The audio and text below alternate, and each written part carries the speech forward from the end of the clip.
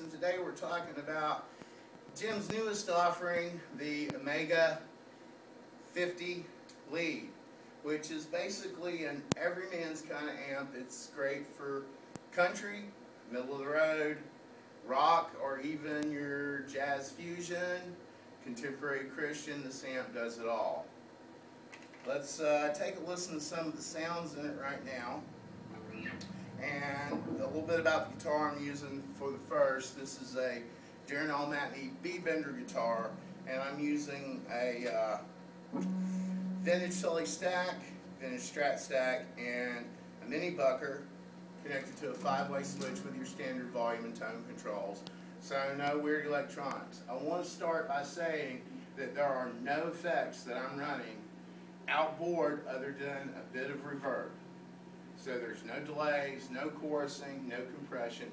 Everything you're hearing is coming out of the amplifier.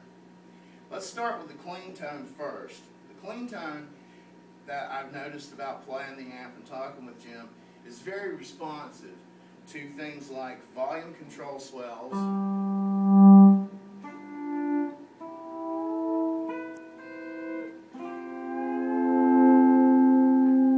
you can hear the amp actually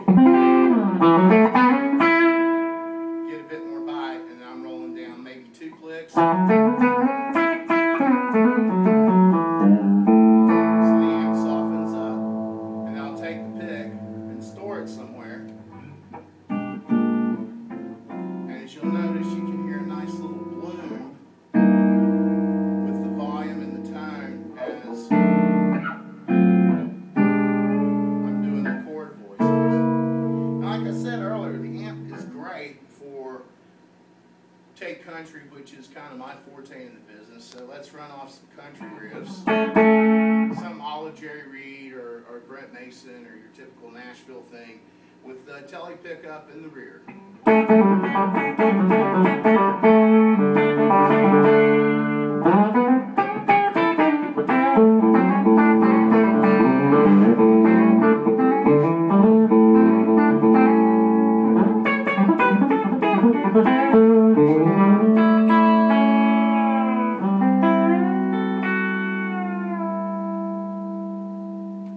Switching to my second position, strat type sound, you get a really nice snarky Eric Clapton-ish clean kind of. Or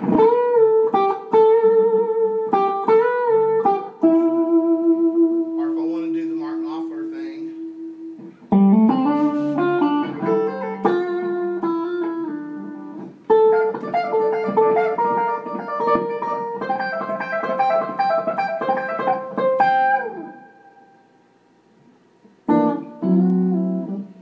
move to our middle position and roll off the tone just a bit. Real nice for jazz chords. You can hear the clarity in each note.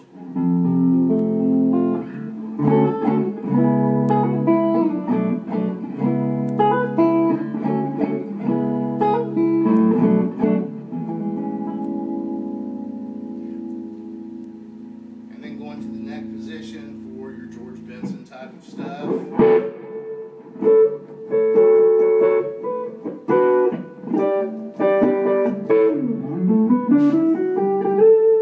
And the nice thing is, like I said, the amp's very responsive to your guitar and the types of pickups you're using. Here is the mini bucker in the neck at about 5 on the volume control. But as I roll it up more,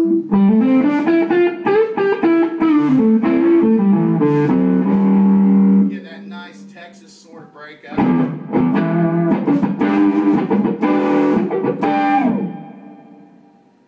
Can't it gets really cute, earlier when I was doing this,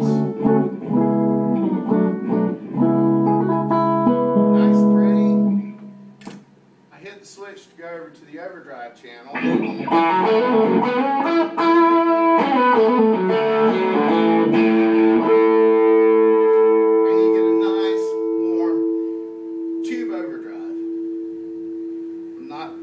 Boxes in front to juice the amp. This is just the amp.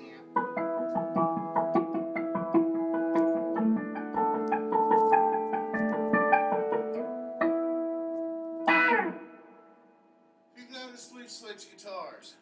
This is the EVH Eddie Van Halen Wolfgang Standard with the Wolfgang pickups, both direct mounted to the body, and of course your This time I'm going to talk a little bit more about the overdrive channel, but I do want to go through the clean channel just a bit to show you that the amp responds to the player. Now I've noticed, regardless of what guitar I pick up, whether I'm using my Strat with the Lukather setup, VMGs, or the Van Halen with the Wolfgangs, or my Telecaster, when I'm playing clean, I still tend to have that country kind of sound. But if I'm playing clean, the amp showing you the bloom on a different style pickup, it's nice for the Reggie Young kind of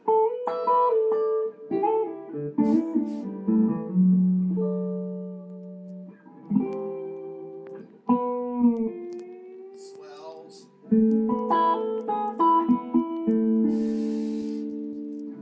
But now let's get to what guitar players really want to know. Will it rock? Right now there's a switch on the amp that I can boost the mids, and it's actually a 4-stage type of amp that I can control my bright, I can control the channel, of course, I can control my mids, and it takes pedals incredibly well. We decided to do, on my opinion, we decided to do the amp without any form of pedals because the amp sounds so good by itself. I would have no problem taking this amp out, possibly with a reverb pedal, and that's it. I think I could get through a full night with just the selections that the amp gives me. So this is with the mid boost down.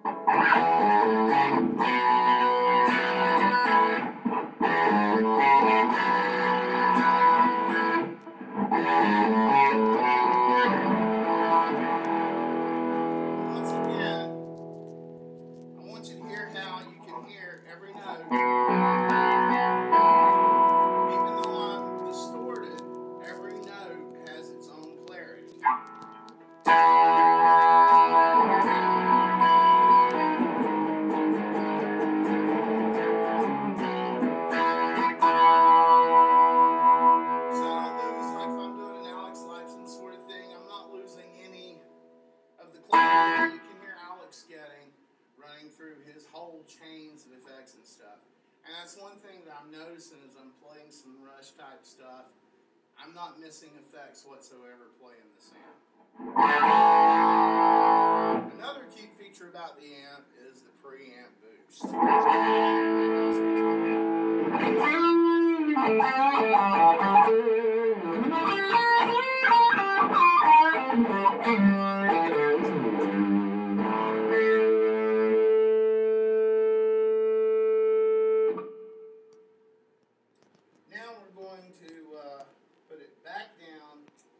Without the mid boost, with the preamp boost off again, let you hear that. We're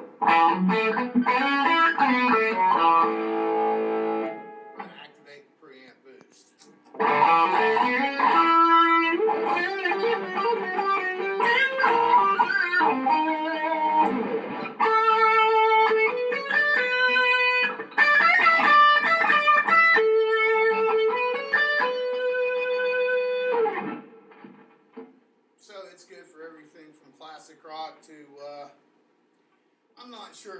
I'd try to go out and play any Slayer with it, but this amp isn't designed for the type of player who's going to go out and play a Slayer rig. That's for your dual rectifiers and your high gain mosquito tone sort of.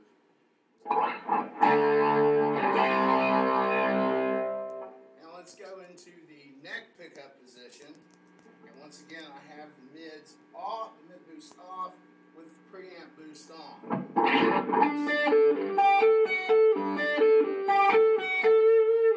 the exact same lick, and add the mid boost.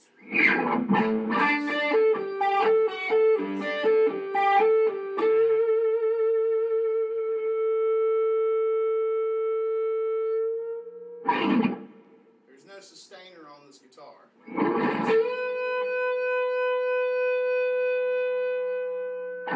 Words of Nigel Tufnell, you can go have a bite, come back, it's still sustaining. I can't say enough about the amp that Jim has built. It's an awesome sounding amp that I feel like any guitar player, club player to the professional level, could take this amp. It's 50 watts. It's the perfect wattage for stage.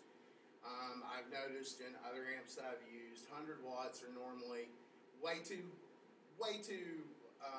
picky as far as you can't work your tubes the way they should be worked without killing small animals that walk in front of your speaker cabinets. So with 50 watts, you get plenty of power, plenty of volume, plus in most modern situations, you're going to be miking, but it also will work well in a church type setting because you can bring your volume down and not lose a whole lot in the process. So bring it down a little bit more. So I'm not losing any of that really nice, crunchy, fat tone that I'm getting, even though I'm turning the master down. And once again, we'll play one of my favorite licks. I'm going to go ahead and leave the mid boost on, and we're going to leave the preamp boost on.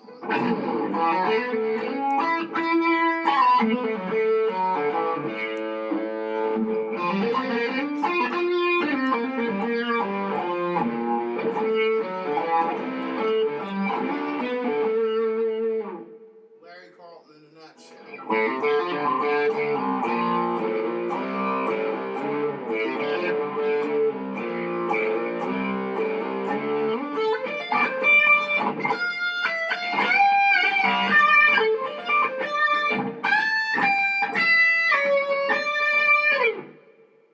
So, the amp can cover all the bases, nice tight package, great number of watts, good swell, responds well to any guitar that you play, and I suggest that when you get time, check out James L. Price and Omega amps.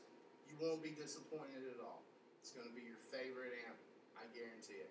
I'm Brian Lowe, and this has been for James L. Price and Omega amps.